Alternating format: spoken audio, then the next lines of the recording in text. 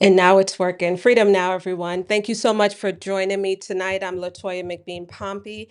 I'm an immigration lawyer in New York, and we're just going to have an intimate discussion tonight about what happened today at our hearing in Washington, D.C., about our 75 country immigrant visa pause lawsuit. For us, it's 52 countries, but it is still the same problem and issue, and that has to do with the directive from the State Department to pause indefinitely the immigrant visa for individuals in 75 countries. Okay. And I have some very important updates to share with you from our hearing today. Come on in, type in Freedom Now. Be sure to share this live session with your feed as well. I'm literally still in my travel clothes. I wanted to speak with you right away about this.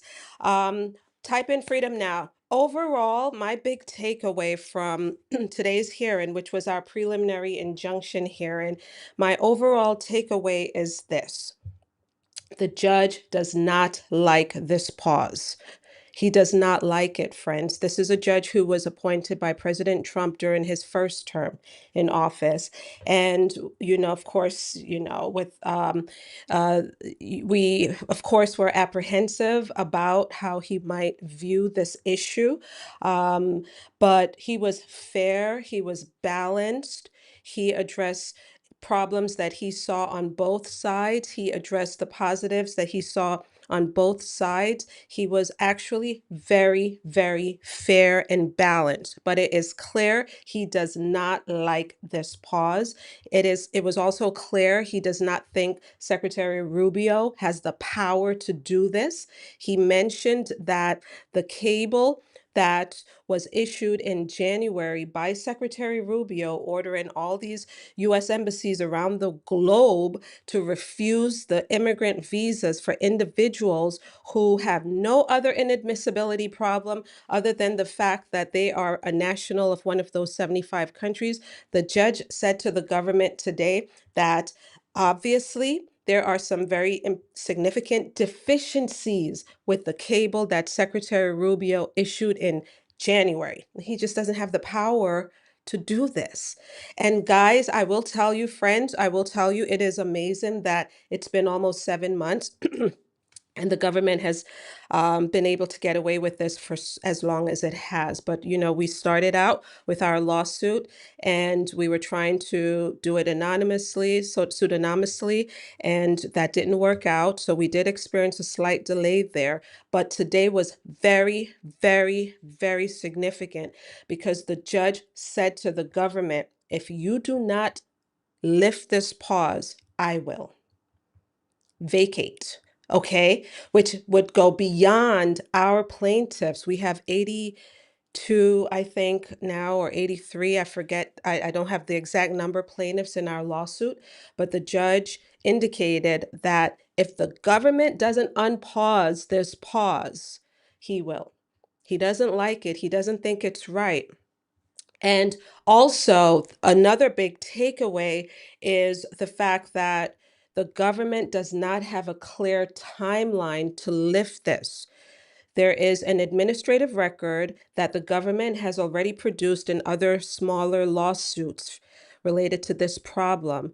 And that administrative record exists. And the judge asked the government today, in that administrative record, does it tell anyone when this will be over? And the attorney for the government said, no, it is indefinite for sure. Now, so with those takeaways, we have work to do. We still have work to do because the other big push that came out of today's hearing, which is really something we wanted, and I had not shared this publicly before today, but it's on the public record. Really, what we want is an expedited summary judgment of this case and the judge wants that too. He wants to expedite it because he recognizes that this has been too long already and the secretary should never even have done this. And so what we want is an expedited summary judgment, which means that the court will examine all of the legal issues, just focus in on the legal issues only. not the harm to our plaintiffs, um, but the legal issues only, and make a decision on the legal issues that we presented to the court. That's really what we want, and the judge wants to do that on an expedited basis. I do not have a date for when this is going to be lifted. It didn't come out. There's no date, but we are, over the next few days, McBean Law will be following up with some things that came out of today's hearing, some more legwork that we have to do in our case, in this case, to get it to the point where we could really have that expedited summary judgment, which is really where this is going. And the government even hinted at possibly Supreme Court if they don't get their way here. Supreme Court. Yes, you heard correctly.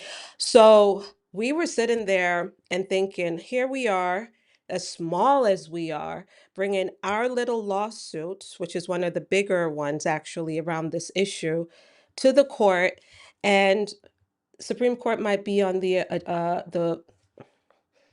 in the future. I hope not, but it was mentioned. There was a hint of that today at the hearing. We just want to see this lifted and to help the court to understand that this policy is wrong, and the judge already gets it. Very smart. He asked some very pointed questions, and he understood the issues very, very well. He was ready to go.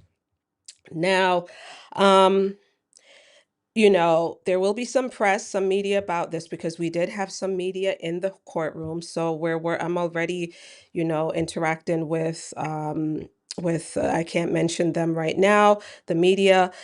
So I do expect some more attention to and yeah, attention to be raised around this problem. And the more awareness there is, the more pressure certainly will be on the government. But the government wants to do what it wants to do, and they've gotten away with this far too long. But this judge, friends, doesn't think there's a legal authority for the Secretary of State to have done what he has done. And to me, that was the most significant thing that came out of today.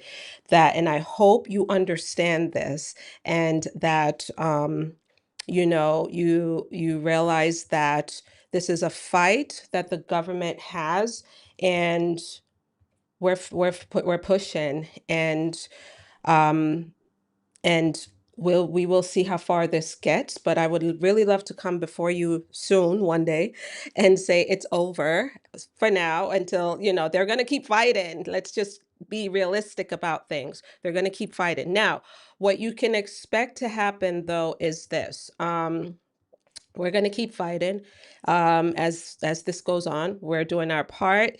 Um, and if this is vacated, there will be a window of opportunity, certainly for you, through the U.S. embassies, to get called back in and get that visa issued. Now, what you should be aware of is this, that today is July 21st, and this has been in effect since uh, January. Wow, look at this. I didn't even realize this before now.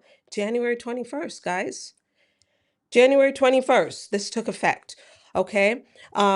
For some of you, it depends on when you've had your interview at the U.S. Embassy and was refused of your visa. You might be told that you'll need to go back and get medicals. You'll need to go back and get your police clearance. You'll need to refresh some things. So expect that to happen. I might even start working on that now, but I can't advise you to do that yet. But expect to have to refresh some documents. For others who have been recently refused, you might not need to do that. But again, it really depends on the timeline of things. I'm really hoping and praying that this ultimately ends victoriously for you guys. Okay. Um, what else? So the judge did not issue a decision on our preliminary injunction. He wants to take it under he took it under advisement. There's more legwork and work that we have to do, quite frankly. But the biggest issue certainly is expedited summary judgment to review all of the legal issues and and examine those issues and issue an order about this terrible, terrible policy. Okay. I do want to, if you're joining on YouTube and maybe even Facebook, you will see a couple of photos that I'm going to pull up for you here of the team. This is us today in Washington, D.C. One of the plaintiffs, attended the hearing, and he's in this photo right here, attended the hearing and was with us during the hearing. Oops, here's the second picture of us as we after we left the courthouse. It was wonderful to have him there. We knew he was coming, of course. So he did observe the hearing. We do not have another hearing date scheduled. Okay. We just really want to take care of some issues that the court raised today on our end to take care of and push towards expedited summary judgment. If you're a plaintiff in our lawsuit, you will see an email. We sent you an email tonight. It's from my colleague Lauren, the other attorney on the file. And so check your spam folder if you do not see that email. But in that email, we summarize the issues of what happened today at the hearing. And let's see if there's any other uh, updates. I'm doing this completely off the cuff in my travel clothes. Can you imagine? Right? Because I had to get this done because if I didn't do it now, I would say, oh, it has to be tomorrow. And I knew you were waiting, some of you, and I couldn't have done that to you. Let's see. We're eager, obviously, to do some discovery and see the administrative record. And let's see. Class action did come up. The judge brought that up. We're not in favor of that. It's not really, we want to see certainly we want to see the policy vacated, but we really want to get the results for our plaintiffs. That's what they hired us to do. But he did raise the issue of class action. That's how big he's thinking. He understands that this is impacting a lot of people globally. So that was so refreshing to see. All right. Now, with that being said, I'll go ahead and see if I could answer just a few questions. Someone says praying for a successful outcome. Absolutely, because who was in her hotel room last night late praying? I couldn't sleep a wink. I was up praying for today's hearing. It was a scary, with these hearings, you never know what you're going to get. And this means so much to me. And I really want this for you. I couldn't sleep a wink last night. Couldn't sleep a wink. Was Secretary Rubio at the hearing? No, he was not at the hearing. Two government attorneys were at the hearing. Okay. And the judge tell your client that I said, right? So it's going to be interesting. Imagine this small lawsuit putting pressure on the Secretary of State to change a policy. That's mind blowing to us at McBean Law. We're like, oh, that's, we'll see what happens. We'll see what happens. Okay. Um, let's see. Do you have any predictions as to when the judge can make his ruling? I do not have any predictions other than to say that he really from day one, he wants to get to the heart of this case and he wants to make a decision and he understands it well. And he was clear today that um, he was very open with his sharing his opinion about how he sees this issue and whether the secretary was correct with doing. He said that there were deficiencies with regard to the cable that was issued. There were glaring. The cable has glaring deficiencies, and that the government needs to move on to the next step in their process that they promised us back in January. And the next step for them is to develop whatever that screening tool is around public charge so that they could again run people through that public charge scrutiny. The court was like, you guys need to get going with that next step. Why is it taking so long? When is it going to be done? Oh, there's no date. We don't know. We don't know. So, yeah, yeah, he gets it. He understands it and he doesn't see any reason for the delay. So, we'll see. We'll see. like I said, there are things that we need to do for the court as well. And we've already started our part. All right. Would this impact all countries, including the 19 that are fully banned countries? You know, our lawsuit, although we do call for this policy to be vacated, right? And if that's the case, then it touches everyone, including those countries that we never onboarded plaintiffs from, like those other travel ban countries. But just know that if this policy is vacated, friends, that that's one step, that one problem that you won't have to encounter with respect to getting that visa. You'll still have to deal with that 212F problem, the travel ban problem. And I just learned tonight, I didn't even know this, and I'm in the mix, in the thick of it, that another attorney I saw tonight on the train coming home, there's this other attorney who filed a group lawsuit targeting the 212F travel ban issue. I don't know what's going on with that. I haven't heard anybody talking about it. So I'll look more into what that firm is doing, but we're not touching that. We're not touching that issue.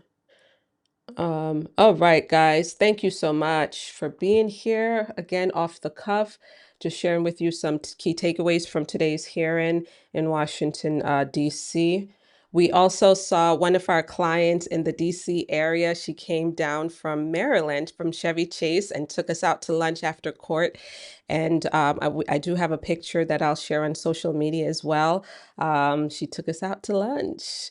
And that was nice. That was really, really welcoming. Um, let's go.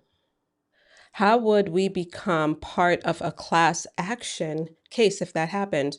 So again, we are not equipped. I'm going to be completely transparent to go down the road of a class action unless something drastic changes. But at this point, that's really not the direction that we're looking to go in. Particularly if the court vacates the policy, then there you go, there you have it. Um, so Nicole, if there is ever going to be a class action around this issue, which is a tough problem to fix, by the way, I'll announce it. I don't see us going in that direction, just so you know. Just so you know.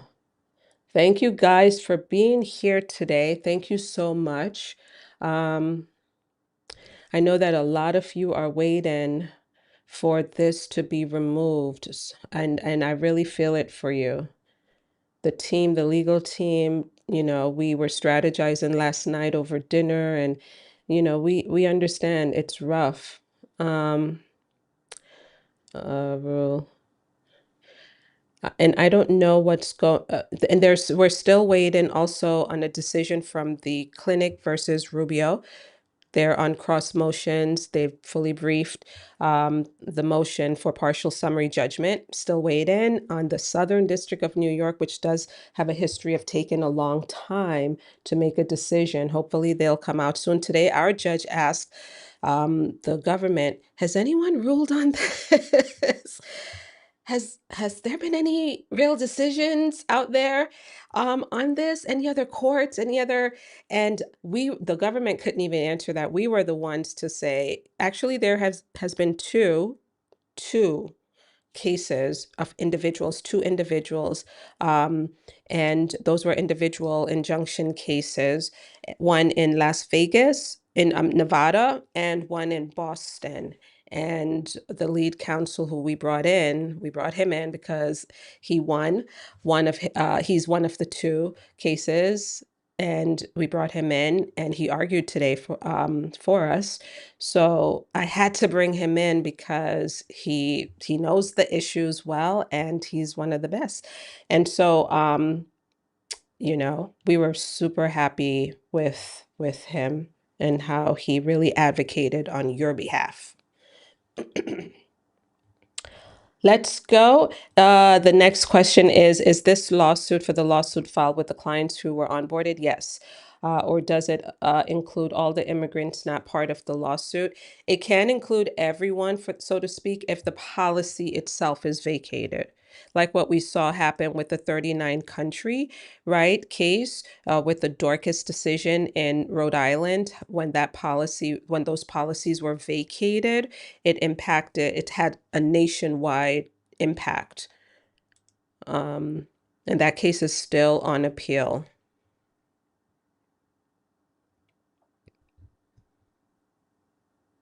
Someone says, I hope that we get good news about the 75 countries. Yes, agreed, agreed. Do you know if this new public charge rule applies to the 75 countries? What I have been saying in comments, and I'm glad you've asked that because I don't think I've said it like this in the forum. Um, when DHS came out with their rule to take effect in September 18th, I think, if I'm not mistaken, that those rules, obviously, I think the State Department will piggyback on them, of course, right? You can't have all these different rules. It's just that the State Department has to come out and attach and to those rules, the new ones, and say, okay, here's the instruction. Here are the instructions that we're providing to our officers at U.S. embassies and consulates globally, and send out the directive to them. And where is that screening tool that they've been talking about? I would think that it's connected to the DHS new rules that came out, but more guidance is needed from the State Department. Again, today the government made it clear that they don't have a date. They didn't have a date unless there's a candor problem, with the court. And I doubt that that's the case. I think everyone was being transparent, of course, in the courtroom, because we have to be. The government has to be. So the government said they don't have a date yet on lifting this. Someone said, this is the plot twist we needed. Okay.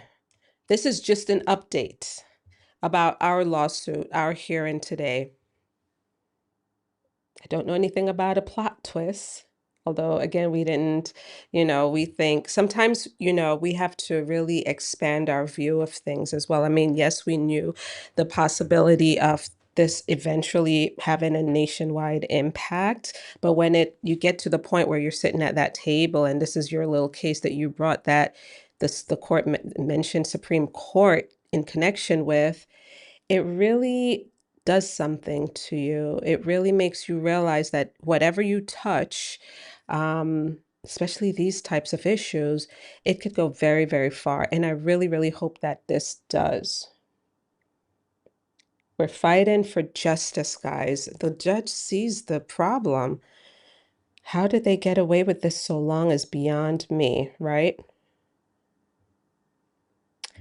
People from the 75 countries, they are called for interviews. What is the next step? So once they're interviewed, they will be given an exit letter telling them that they are being refused because of this policy. So they are placing them in administrative processing, which is a hold, an indefinite hold, and they are waiting for further guidance from the Secretary of State about whether this is lifted or not. Once it's lifted, then those embassies can issue you. It depends on how long you've been waiting. If it's for 6 months or longer, most likely, absolutely, I should say, they will ask you to refresh your documents, correct? Right? So that would be the next step. For those who still have good, fresh records at the U.S. Embassy, you'll be able to get your visa. What I'm really hoping is that there will be a wonderful window of opportunity that will open up for you to be able to finalize things at the U.S. Embassy level and get your visa. Some people, who knows, down the road might need to reapply. I don't know. We don't know individual circumstances. We just really want to get this out of your way. We just really want to get this out of your way. So please, guys, do not spam. Do not spam me. Okay. Thank you. What is the deadline the judge set for the government to provide the deadline about the pause. The judge did not specifically set a deadline to the government to inform the court on, when they're going to lift the pause, so to speak. We're going into, we're pushing for the expedited wrapping up, so to speak, of this case, summary judgment of all of the legal issues. There will be some discovery, right, that will allow us to get that administrative record so that we could see maybe a little bit more behind the scenes about what went into this type of policy. Really, what were they thinking? What's really the rationale? What is the reasoning? Where are they getting all of this from? And there's some vague talk about about the fact that these 75 countries are the ones that are the most, have the highest percentage of folks who come to the United States and go on public welfare, public benefits, tap into public benefits.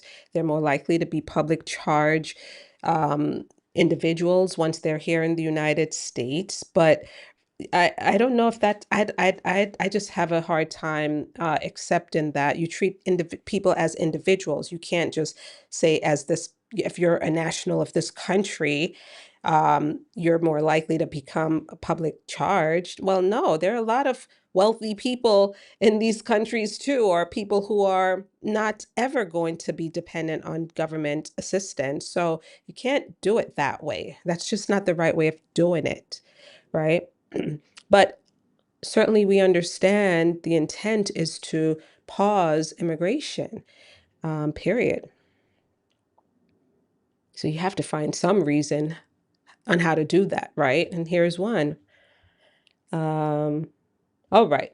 So, friends, if you're now joining tonight's live session, I covered some key takeaways from a hearing that we had today on our preliminary injunction involving the 75 country immigrant visa pause and how things went there. And as I've shared, the judge doesn't like this pause. He doesn't see the legality of this, and the government also didn't give a timeline for when they're going to lift this pause.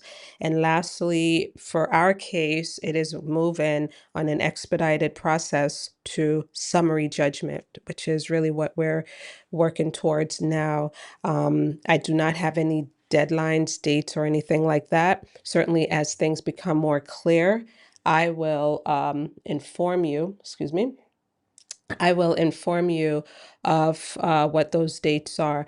Thank you so much for joining me tonight. Please spread the word, so to speak. This video is, you could watch it in its entirety, again, on YouTube, on McBean Immigration TV.